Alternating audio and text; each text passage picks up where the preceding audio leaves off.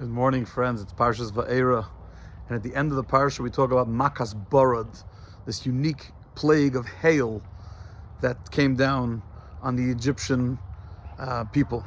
And it's interesting that seemingly it's contradictory when you look at the plague of hail. It seems that there's like a major contradiction in how it played out. On the one hand, it was one of the worst plagues, and according to some of the commentators, it was the worst plague.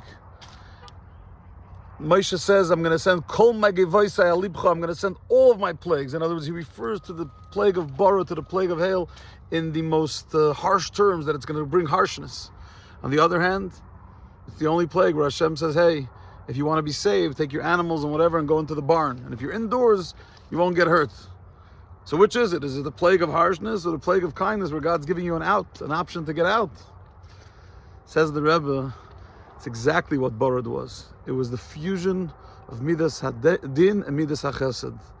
God has kindness, and that is, take your animals and go into the barn, go indoors. I'm giving you an option. I'm giving you an option to show that you care, that you give a hoot. I'm giving you an option to choose life. But it's also Midas Hadin, meaning the hail itself is going to be very, very painful and deadly. And you have this fusion. God is not limited by one attribute or the other.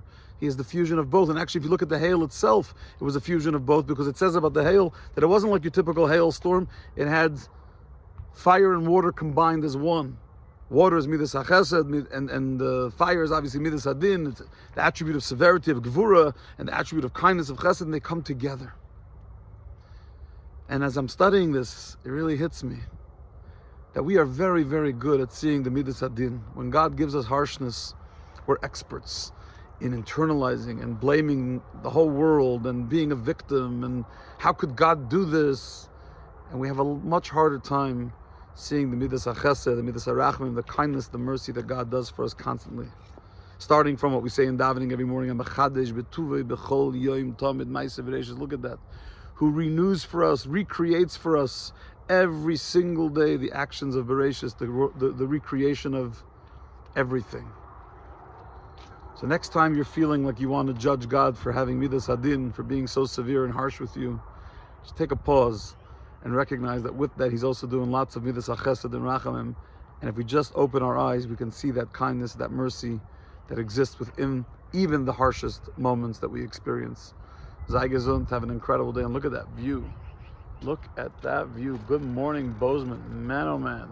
Right outside, literally right outside the Chabad house. Sei gesund.